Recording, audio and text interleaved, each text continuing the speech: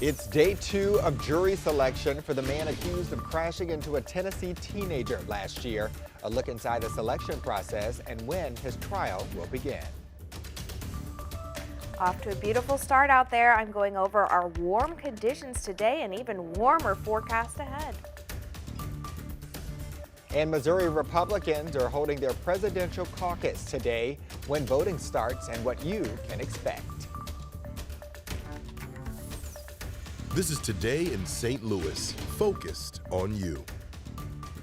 All right, wake up, St. Louis. Right now, you're taking a live look at UMSL, where right now, St. Louis City Republicans are preparing for today's presidential caucus. And you can see several people there have taken their seats. Looks like they're getting all set up. They're going to have a lot to talk about, and we'll have more on that in just a little bit. Well, good morning to you. It is Saturday, March 2nd. I'm Travis Cummings. Our Mercedes McKay has the day off, but we still have weather first meteorologist Tracy Henson here with us today. And you have some good news for us because, well, this is Travis kind of weather. it is. It is. Well, you know, I dibble and dab in the winter, but when it's time for it to go, it's time for it to get out of here. I guess. It is March, so we are trending in the warmer direction for sure, but still we're going to be well above average both today, tomorrow, and most of next week. So outside right now, beautiful blue sky conditions. If you were up with us at 6 a.m., lucky you, because man, we had some beautiful sunrise pictures to show you then. All right, so through the rest of our day here, we will warm up. It's starting off at 47 degrees. It feels like 44, so a little bit of a wind chill. Pretty soon we won't be talking about wind chill anymore, so you know, enjoy it while it lasts. 67 degrees with plenty of sunshine outside. We're going to make it just under that 70-degree mark. We're going to have very light winds today. It's not going to be the case tomorrow. Tomorrow and even overnight will be quite breezy, so enjoy the nice peaceful day we have ahead. Overnight, it does turn windy, gusts up to 25 miles per hour, 48 degrees for us, so it'll feel a little bit cooler. But with winds out of the south, that's kind of like turning the heat on. We're going to feel that warmer air. Our sunset is just a little bit before 6 o'clock. Thank you for that first look. Let's get into your top stories. New from overnight this morning, all lanes of westbound I-70 are back open after a fatal crash overnight. It happened around 3:30 this morning near Florissant Avenue. One person died at the scene and 3 others are currently in the hospital. Right now, our newsroom is working to get more information on that incident and the victims. We'll bring you updates as we learn more. And today, jury selection continues in the trial of Daniel Riley. He's a driver accused of causing the crash that cost Jenae Edmondson both her legs last year. About 140 residents are usually summoned for jury duty in the average St. Louis trial, but this case is anything but average. So court officials have summoned more than 430 residents. This morning, our Christine Byers tells us how court officials are making sure this jury is as impartial as possible. Jenae Edmondson was walking to her hotel with her parents on February 18, 2023.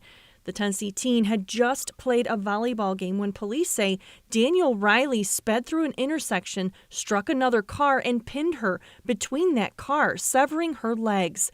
She was 17 years old at the time. I think most people have heard about this case, but it's not like this is a murder mystery. This is a straight-up reckless driving case. Anders Walker is a SLU law professor. He says attorneys on both sides are looking for specifics in jurors. So the prosecution wants anyone who has been on the streets of St. Louis recently, who has seen people speeding, running red lights, getting in accidents, anyone who's been in an accident.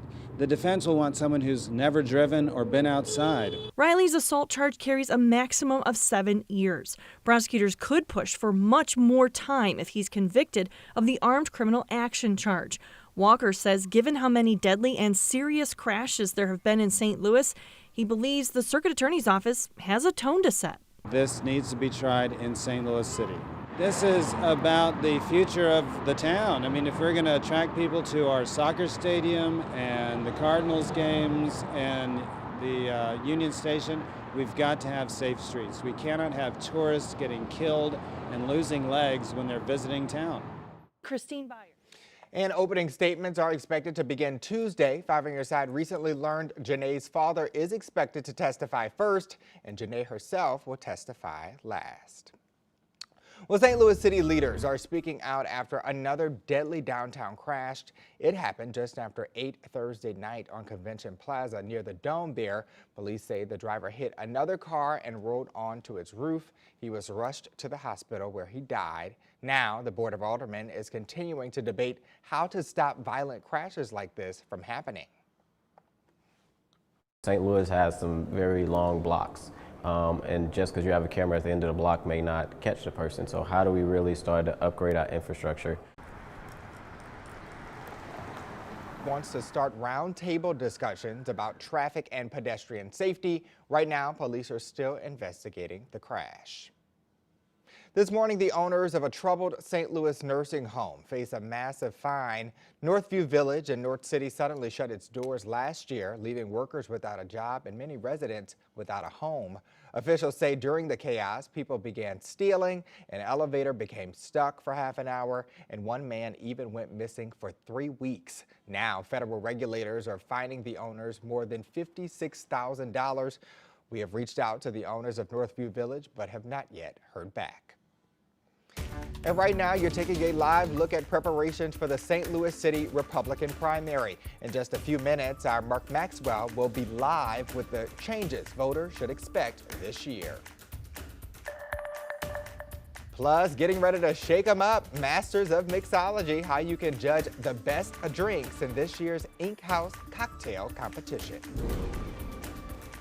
And warm today, temperatures in the mid to upper 60s, but we have even warmer weather ahead. I'm going over the almost pool kind of weather we're going to see this week.